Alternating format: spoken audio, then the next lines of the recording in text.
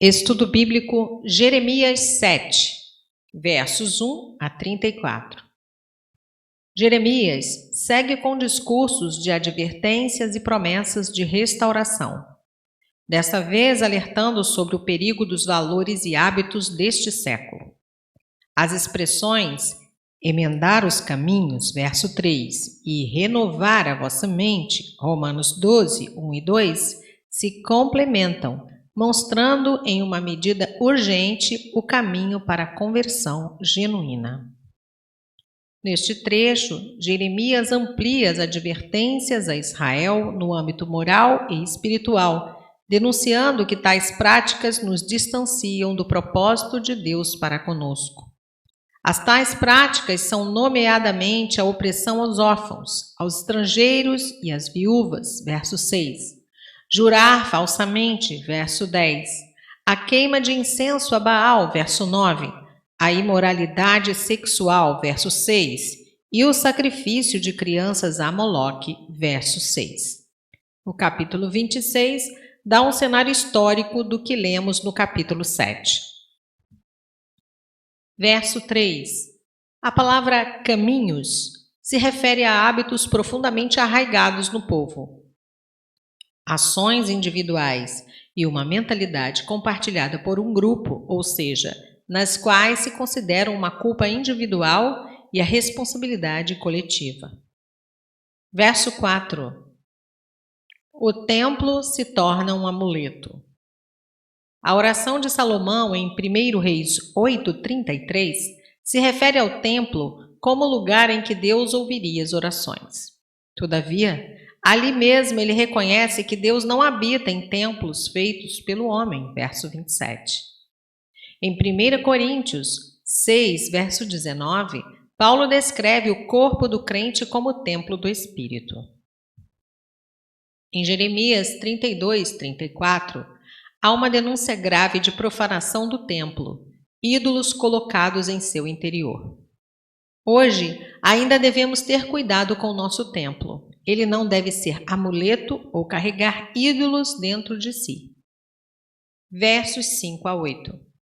Se entendermos o templo como a habitação do Senhor, podemos observar nos versos 5 a 7 o homem espiritual que busca ouvir e praticar a justiça, que é a santidade moral encontrada na observância da lei.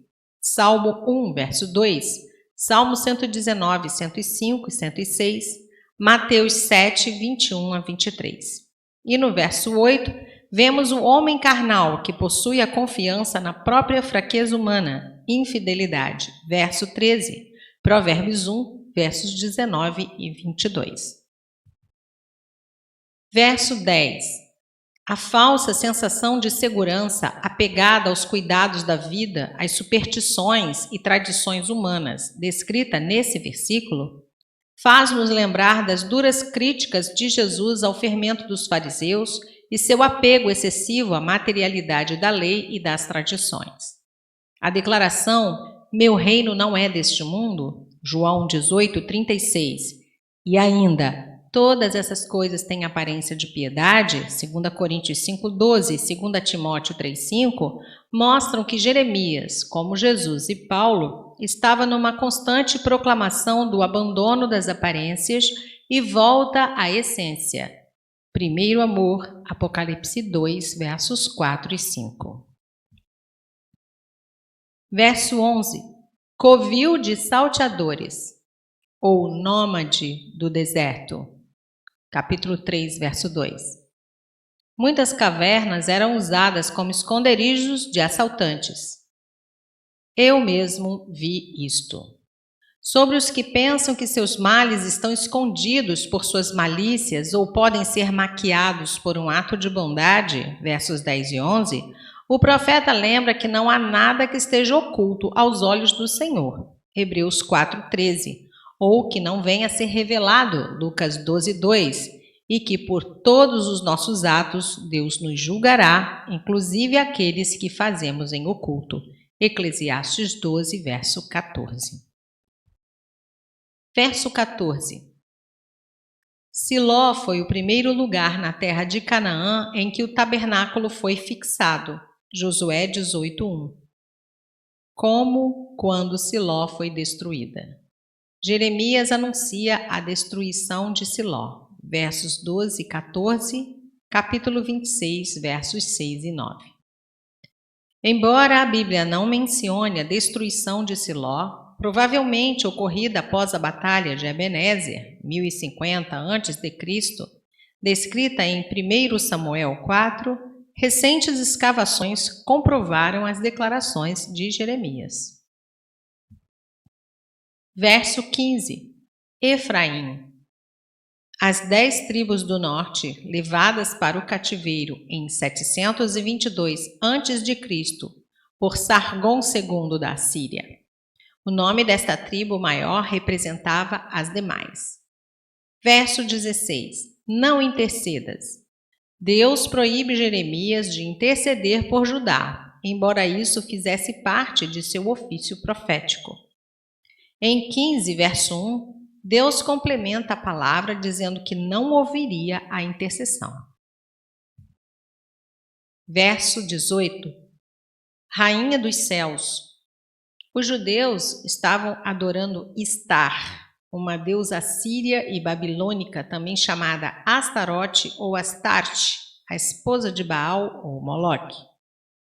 Como essas deidades simbolizavam o poder generativo, o culto a elas envolvia prostituição.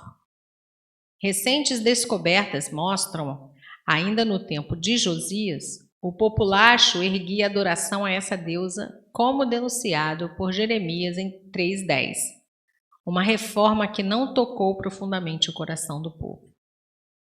Bolos amoldados ou estampados para representar a rainha dos céus na forma da lua ou estrela, Vênus, o planeta. Jeremias 44, versos 15 a 25. Verso 21. A expressão ajuntai holocaustos, comei carne, são palavras de ironia. Os sacerdotes não poderiam comer parte das ofertas queimadas, holocausto pelo pecado, Levítico 1, mas poderiam comer parte das ofertas pacíficas. A ironia está em que não fazia mais diferença, visto que Deus não mais aceitava seus sacrifícios. A ideia aqui é que não há santidade na oferta oferecida por homens não arrependidos. Lembrar que Deus se agradou de Abel e, portanto, de sua oferta, se desagradou de Caim e, portanto, de sua oferta. Hebreus 11:4 e Gênesis 4:4. Verso 22. O que Deus havia ordenado ao seu povo no Êxodo não era tanto a prática de sacrifícios, porém, muito mais a obediência de coração que levava a fazer ofertas. Veja esse sentido comparativo sendo usado em outras passagens. Deuteronômio 5:3, Oséias 6, verso 6, 1 João 3:18. Versos 23 a 25. Uma aliança possui sempre uma condicional. É uma via de mão dupla.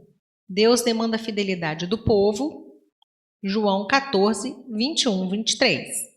O povo, no entanto, se mostra teimoso e obstinado. Capítulo 3, verso 17. Verso 28. A verdade foi eliminada da sua boca. Pode ser entendido como a fidelidade, como em Salmo 96, verso 13 e 33, verso 4. Verso 29. Cortar os cabelos pode ser um sinal de lamento. Jó, capítulo 1, verso 20 e Miqueias 1, 16. Versos 30 a 33. Rituais no Vale do Filho de Inom. Este vale era usado para rituais de sacrifícios de crianças. Este ritual estrangeiro foi introduzido por Acás e Manassés, segundo Reis 16:3 e 21, verso 6. Foi extinto por Josias e retomado sob a liderança de Jeoaquim. O vale se tornará um ermo desolado. Inom faz referência às palavras lareira e vergonha no hebraico antigo. Indicam referências para ídolo. Deus mudou o nome desse lugar para Vale da Matança, porque grande carnificina aconteceria ali com a invasão dos babilônios. Ver essa alusão à matança. Enterrados, verso 32, cadáveres, verso 33. Tudo indica que o local veio a se tornar o local do lixo da cidade. Verso 31, Tofete, palavra que significa tambores, possível referência aos tambores que se batiam para cobrir os clamores das crianças que eram mortas e queimadas em sacrifícios a Moloque. Verso 33, profecia parcialmente cumprida em várias destruições de Jerusalém, mas também aponta para o futuro em Apocalipse 19, versos 17 a 21. Nota: o 7º capítulo nos ensina que nada possuímos, nem o templo, nem nossas ações, nem mesmo nossos próprios sacrifícios escritos na lei.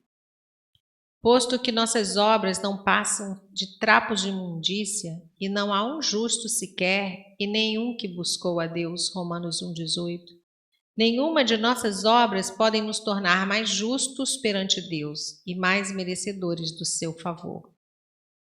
Não podemos nem mesmo depender das intercessões dos servos de Deus, pois todos carecem da glória de Deus, Romanos 3,23. E há somente um intercessor entre Deus e os homens, 1 Timóteo 2,5. O único caminho é aceitar o perdão e a restauração que só Deus pode conceder, o que Ele faz graciosamente. Romanos 5, versos 1 a 11.